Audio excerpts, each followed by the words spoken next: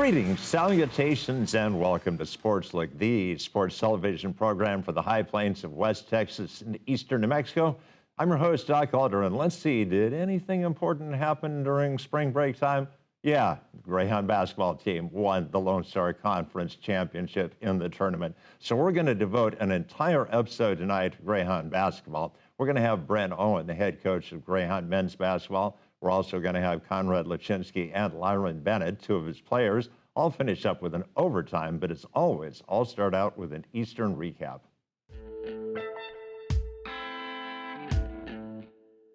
Greyhound baseball had a series on the road last weekend, playing 4 games against Cameron University. They won 2, they lost 2. Greyhound track and field competed in their first outdoor meet at West Texas. We had 1 individual champion, Desiree Vasquez, in the javelin. We had 3 second-place finishes.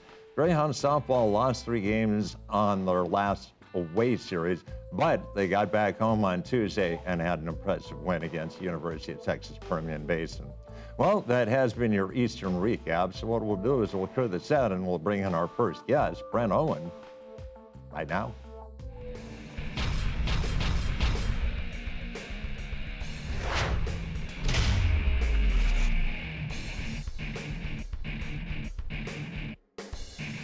Welcome back to Sportslook, and an honor to bring to the set of Sportslook the, wait for it, head coach of the Lone Star Conference tournament champion, Eastern New Mexico University Greyhound men's basketball team, Brent Owen. And Coach, congratulations. Thanks. That sounds pretty good. I like that. I like the ring of that. I hope we get to say it again in future years, but my gosh, we got to say it in 2024. Absolutely. Yeah, just an incredible run in the tournament, an incredible season with an incredible group of guys. So the Greyhounds do go into the tournament as the 4th seed. If things had worked out a little bit different, you might have been the 3rd seed, but as it turned out, 4th was a pretty good place to come into the tournament at. Yeah, it worked out pretty well. We had a tough matchup the first round against Angelo State. Played some really good basketball against them, put up 100 points. And then Cameron, the 8 seed, was able to upset the 1 seed WT. We had a couple games with Cameron. We split in the regular season. And that was a really tough matchup in the second round. They were playing some good basketball, really defending really well in both games against us and WT. And then, a rematch for the third time against Lubbock Christian in the championship game. They say it's hard to beat a good team 3 times, and we were able to pull it off. Well, Coach, let's go back to the Angelo game. I mean, they had beaten you in San Angelo. We had beaten them in Portales, but I was broadcasting both those games. I think you were clearly the better team, and the neutral court definitely helped out the 3rd time. Yeah, certainly. Certainly the second time we played them, we dominated that game. I was so proud of our guys after that game. We beat them, I believe, 35-6 on second chance points, dominated the rebounds, scored like 60-some points in the paint, and they really quit about midway through the second half, and we just kept pouring it on. So I felt confident about the matchup going in, but they are a good team. They're a talented team. So, I knew we were going to have to come and bring our A game, and fortunately our guys were able to do that. And, again, just kind of dominated them. Shot really well from the field, held them to a low percentage from the field, dominated the rebounds again, and came out with a big win. Yeah, and they had 2 of the best players in the Lone Star Conference, a young man named Godwin and a young man, Embry Simpson. And they got some points, but they didn't come close to their averages. Yeah, and the first time we played them, we guarded the ball screen a certain way. We what we call drop coverage, and that allowed those 2 wings to get into the paint and be the decision makers for the game. And I feel like I really made a mistake as a head coach in that first round. In the second round, thankfully, we were smart enough to adjust. We started hedging those ball screens, which meant we had 2 defenders on the guards, the wings that are their 2 best players in the conference, and made them throw it back to the big guys and had the big guys making the decisions, and that worked out a lot better for us in the second 2 times. Then you do play Cameron, and I concur with you totally. They were a really good defensive squad, and yet you scored 91 points against them.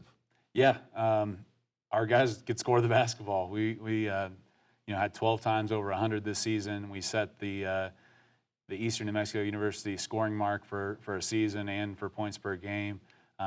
We set the record for assists this season. We led the league in field goal percentage, led the league in 3-point field goal percentage, led the league in assists. I'm sure there's something else on offense we led the league in, but pretty impressive group offensively that we had, and they really bought into playing together and finding the matchup that was working. Whether it was throwing the ball to Conrad on the inside, drawing a double team to where he could make a pass to the outside, or whether it was our guards driving into the paint, finding a double team and kicking it to the open man. I just thought they were a really unselfish group and played some pretty smart basketball. Obviously, it starts with the point guard, and Lyron Bennett comes here as what the expression is, a one and done. What was it that you saw in him that told you this was the guy that could help take us to the next level? He had taken his team to the NCAA tournament the year before, and he was top 30 in the nation in assists, and he could make a three-point shot. And, we didn't have NCAA experience at the point guard position my previous 2 seasons. We had a freshman point guard my first year. Turned the ball over a lot, heck of a player, but he's a freshman and is making some mistakes. Our second year, we brought in a junior college point guard. He was a really, really good defender, but couldn't make an open shot, and just kind of struggled with the new pace of the NCAA game. Bringing in Lyron, you're bringing in experience. You're bringing in a guy that's been there, a guy that our players could have confidence in, controlling the ball and running the team. And when I say we played smart basketball, a lot of that was attributed directly to him, making smart decisions, having a great assist-to-turnover ratio, and finding not just passing the ball to players, but passing the ball to the right players in the right spots. Getting the ball to Jose deep on the block rather than 12 feet out, away from the block where he scores best. There's a lot of little things that I think in Lyron's play that went probably unnoticed in the box scores and maybe unnoticed to some of the average basketball fans. But for me, watching him play and run our team was an absolute pleasure, and he certainly made me a better coach. So Greyhounds do beat Cameron by 10, I believe it was 91-81, I think the final score. Sets up the match against Lubbock Christian, a team that you had beaten in Portales. You'd beaten by 4 in Lubbock. And give them credit. They played you a whale of a ball game, which set up an epic finish. Yeah, no, they're a heck of a team. They're really well coached. The year I came here, they were number 1 in the nation most of the season. We had an interesting. We split with them last year. We were down 5 points with 12 seconds left last year, and won the game in regulation. And that 5-point number under a minute to go kind of came back into play in this game. I wish I had thought of it at the time. It came to me on the drive home from Frisco, but it's like, yeah, a little history repeating itself. And Coach, they say that a picture is worth 1,000 words. Well, we've got some great pictures in the form of highlights. So let's cue up the last few minutes of that ball game, and please walk us through it. Okay. So just under 5 minutes left here. We are playing from behind. So you'll see us pressuring the ball in the backcourt a little bit more than normal. Number 1 there, Najib Muhammad, had scored more than 20 points both times we played him, and does a great job, as you see there, getting to the paint. But in this game, we adjusted and put Ja'Cory Ely on him for most of the game, just added a little bit of length and caused some problems for him down the stretch. Jose Murillo, who you will see over and over, I'm sure, in this highlight, we really went to him in that last 5 minutes. And we shot 90% from the free throw line, shooting 30 free throw attempts a game throughout the conference tournament. And that was a big reason why we won. And Jose making those free throws down the stretch was huge. You see Ja'Cory Ely diving for a loose ball. When we're beating teams to the ball, we are a hard team to beat when we have that kind of effort. There you see what I just talked about. We throw the ball to Jose. He draws a double team. Greg Johnson makes a great cut, gets fouled, knocks down his free throws. So Lyron bring the ball up. We just felt we had a mismatch inside there with Jose. And there you see, we call that prodding. Lyron tries to drive. He doesn't have anything, but he makes a good decision, pulls it back out. Ja'Cory flashes, and then we get the ball to Mario in the post. He draws 2 defenders. And offensive rebounding was a big piece of our season, and Jose with a big one there. There you see Jose. We've got a mismatch again inside. He draws a lot of attention. That's Greg Johnson playing off 2 feet, and Jose scoring over 3 people off a great pass. So about 2 minutes left in the game here. We are still, they still have a 2-possession lead, I believe. Yep.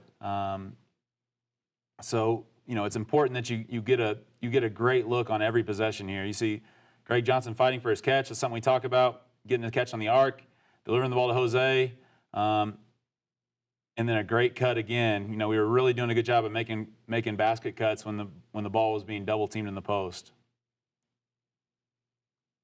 About a minute, 30 seconds left here. We went to this, we call a little flip play for Jacory to get him going downhill. Lubbock actually does a great job guarding it, but we were just a little bit bigger than Lubbock there, and Jacory makes a power move. That's the reason we go to the weight room, for baskets like that. Again, just trying to get Jacory downhill here. That was a ghost screen, just trying to open up the floor. It didn't open it up very well, and that is not good coaching. That is a good player making a heck of a play. He gets an and one there, which was a monster play. So 38 seconds left here. We're down 5 points. That is a dire situation against a Lubbock Christian team that really doesn't turn the ball over. I think they had 6 turnovers for the game, and you're about to see 2 of them here in the last 38 seconds. They were used to us trapping them one time, and I informed the officials that we weren't trying to foul. You know, a lot of times the officials will think you're trying to foul, and they'll just blow the whistle here. I informed them we weren't trying to foul. We were trying to trap multiple times. So they weren't expecting that second trap. Greg Johnson makes a great play. You know, now they're flustered. They also used 2 of their timeouts against the press earlier, so they're out of timeouts here, and they're really in trouble. John Wooden said, "Be quick but don't hurry." They are hurrying here. Yep. And Jacory makes another great play, goes coast to coast, draws the foul. I think he shot more free throws than anyone in the Lone Star this season. Great at getting to the free throw line. And we're down 1 with 15 seconds left after those 2 steals. And he made the first, and he misses this one. And I'm thinking, okay, let's get a stop and get it to overtime. That was my thought. I knew they were going to hold the ball for the last shot. This is Najib Muhammad. Again, they went with a high ball screen. Another key, they didn't have a timeout here, so we didn't want to call a timeout to give them a chance to set up. Good defense. Mario gets the rebound. The outlet pass to Lyron, and history. Just incredible. I'm running all the way around a big loop on the other side of the court. I think I ran pretty fast. You did, Coach. Yeah. I've never seen you move that fast. But just an unbelievable, overwhelming feeling of joy, followed by just an overwhelming feeling of gratitude, and I had a lot of happy tears coming out of my eyes, and the players were giving me a little bit of a hard time. They're, don't you cry. But it was just an unbelievable experience that I'll never forget, and so proud of these young men for what they accomplished. And you had 2 young men on the squad, both seniors, both from the state of Arkansas, and Greg Johnson and Jacory. I mean, it's a team game. Everybody contributed, from Trayvon Love all the way up to Greg Johnson and Jacory Healy, but couldn't have gone as far as you did without those 2 guys. For sure. Greg Johnson was first team all-conference, and Jacory was first team all-region. 2 really, really good players, and so thankful that they decided to come back to Eastern and trusted us with their senior year. I certainly hope that at some point they'll be recognized down the road and brought back to Portales to celebrate what they've done, because they've really turned this program around in a big way. Yeah, the only thing I can compare it to is back in 2004 when we went to the NCAA regional for the last time. We had 2 guys, Jamal Heineke and Cedric Palmer. They're both in the Hall of Honors, and I would assume that Greg and Jacory and perhaps Lyron, even though he only played 1 year, he hit the biggest shot. So it'd be nice to have all 3 of those guys. For sure. Yeah, it'd be fun sometime down the road to bring this whole team back and have a reunion and celebrate, because they were certainly a special group. I'm going to miss these guys. And of course, at the end of the tournament, they select the all-tournament team, 5 guys, 2 of them from Lubbock Christian. I thought the Wake Scheider and the Tucker guy were both good choices. 3 guys from Eastern, and not only did you get 3 guys on the all-tournament squad, you got the most valuable player. Yeah, Lyron obviously hit the big shot, and hopefully, I was really disappointed he wasn't all-conference. I really pushed for him and for Mario to be named all-conference, and I think it was a shame that they weren't named, but they deserved it. So for Lyron to come back and get all-tournament team, I just felt like that was what was supposed to happen. And then obviously Greg Johnson, a first-team all-conference guy, played some great ball in the tournament, and then Jacory Ely, who was the conference's leading scorer and was snubbed on the first-team all-conference, named second-team all-conference as the guy who led the league in scoring, led the league in field goal percentage. For him to get tournament MVP man, that was a beautiful moment for me and certainly for him. Well, Coach, congratulations. It was a memorable year.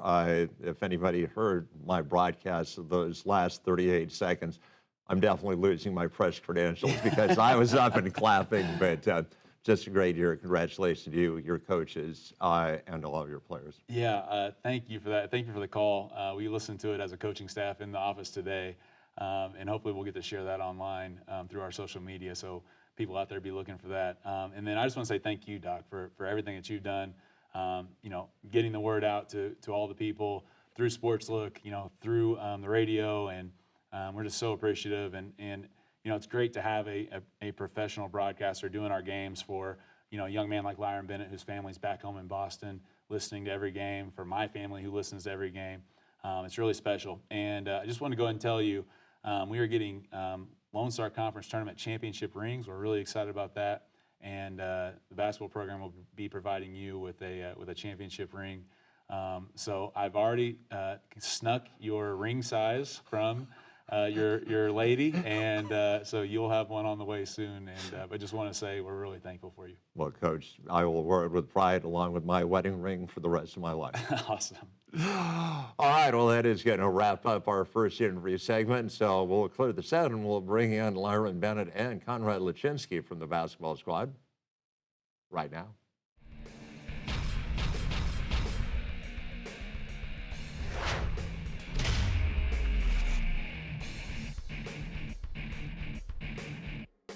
Welcome back to Sportslook, and a privilege to bring to the set of Sportslook two guys from the Greyhound basketball squad. We've got Lyron Bennett, we've got Conrad Lachinsky. Guys, welcome to Sportslook.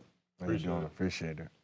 Lyron, we'll start out with you. Where are you from, and what was the process that got you here to Eastern? I'm from Boston, Massachusetts. The process was pretty long, especially this being my last year. I just wanted to make sure I chose the right fit. I definitely wanted to go out on a good note for my last year. But I just know through the process, speaking to Coach Owen and Coach Grady, they kept consistently talking to me. Everything, they was honest through the process. They made me feel like I could build a home here, that it was a brotherhood, and it was a good conversation all the time. So, yeah. Well, Lyron, you're from rather far away from Portales, New Mexico. Conrad, you're from way far away. So where are you from originally, and what got you to Eastern? Well, my family's from Poland. Most of my family's over there still. Plan to visit them this summer, actually. But my mom and sister and my dad are in Chicago right now. So they, supported me throughout the year and everything. So you played your senior year in Bartlett, Illinois, if I remember correctly. So you could have gone a lot of different places. What was it that got you to Portales? Well, after finished my high school season, I went to Linkier Prep School, where I continued to play for 1 year. And Coach Owen recruited me 2 years. Started recruiting me junior year. And I think he offered me a scholarship that year too. And man, that feels like forever ago because it was like 3 years ago now. But I decided to go with Linkier. And what really made me come here is he actually decided to drive down and just see me in person, not for any reason, just to have a conversation with me. And with someone that dedicated to me, I felt like this had to be the right fit. Well, Lyron, we'll go back to you. Obviously, you had college experience under your belt when you came here to Eastern. In what ways is it still the same game regardless of where you play? And what way was the difference playing in the Lone Star Conference? It was still the same, just gotta being around new guys, just gotta get comfortable with each other, build a brotherhood. The difference with the Lone Star though is definitely the facilities, much bigger, schools are much bigger. I would say the talent was better, more athletic, dudes were bigger. So, yeah, it was pretty competitive. I'm glad I chose here.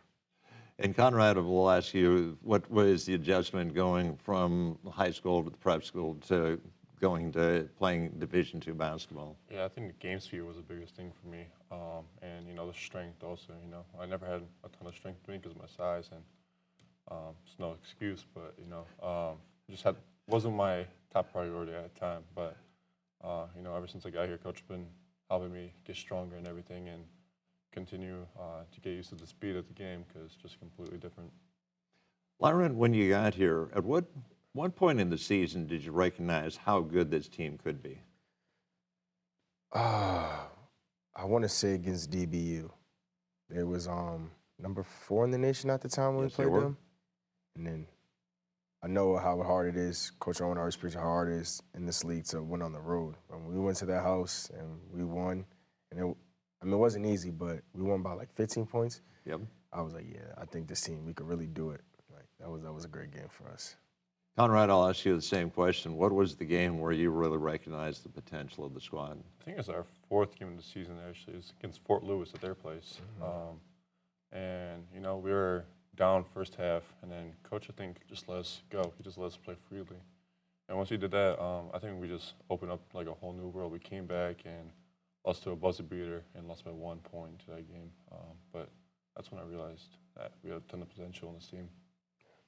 Well, Lyron, you are the point guard, or we'll put it in the past tense. Unfortunately, your eligibility is coming to an end. So you were the point guard, and that puts you in the spotlight. I mean, you either get the ball where it needs to go or it's a turnover, and that pressure's a lot for some people to handle, but you seem to thrive on it. Yeah, ever since I was a kid, I've always been the point guard.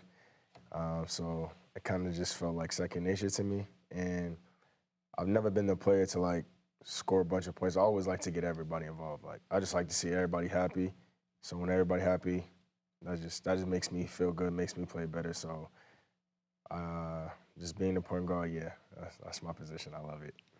Well, I'm going to refer to a player that I'm sure Lyron is familiar with because he played for the Boston Celtics back in the day, a guy named Kevin McHale, who had the best post moves. And I'm a Lakers fan, so it kills me to have to compliment a Celtic. But McHale had the best post moves I've ever. And I'm not just saying it because you're across the table from me. You have the best post moves of any college player I've ever broadcast for. Where did you learn those moves? Honestly, I've always played center, believe it or not.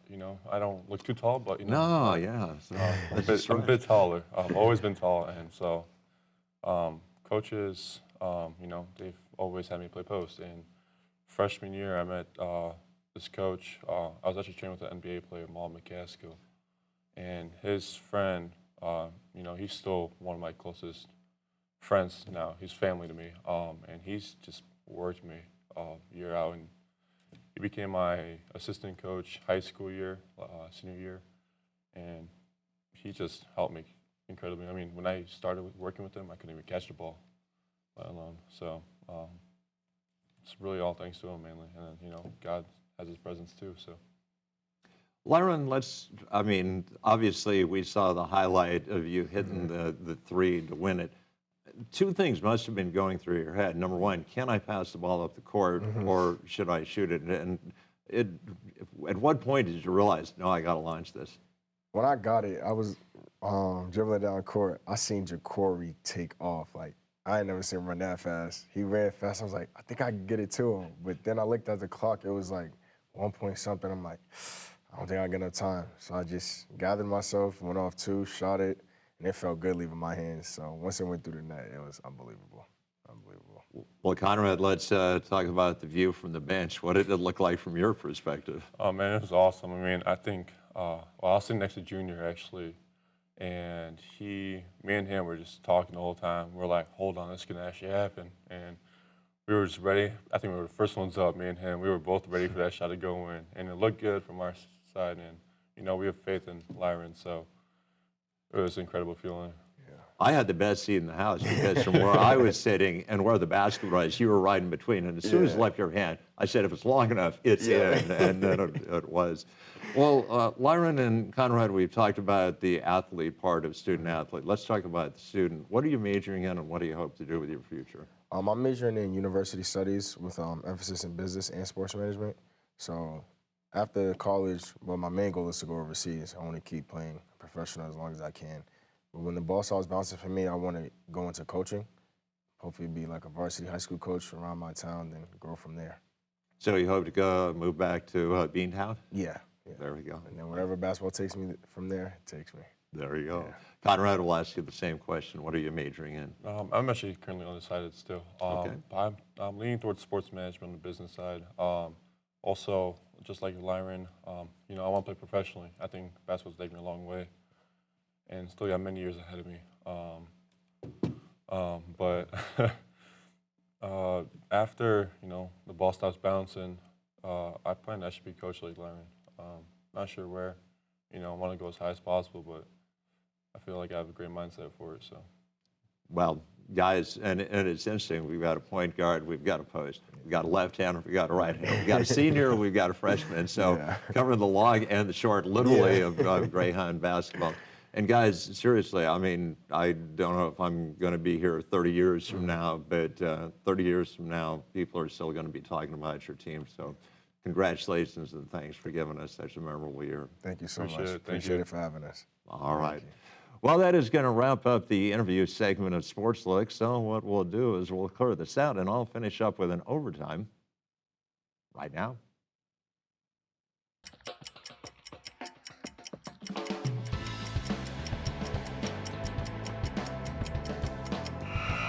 Last week, I had the privilege of being in Albuquerque, New Mexico to broadcast New Mexico State High School Basketball Championship action. And during that week, I went by a commercial television station that shall remain nameless because I needed to exchange some equipment with a former student here at Eastern. He invited me for a tour. We went into the newsroom, and I found not one, not two, not three, but 4 individuals working there who used to be part of my crew here on Sportslook. So if I help those individuals even that much to get a head start on their careers in communication, I am extremely gratified. Well, that will wrap up in overtime, and that will wrap up an episode of Sportslook. I'd like to thank my guests, Brent Owen, the head coach of Greyhound basketball, Conrad Luczynski, and Lyron Bennett, 2 of his players. I'd like to thank my floor crew. Once again, my director was Mr. Nick. So for all of those aforementioned people, this is Doc Elder saying, so long.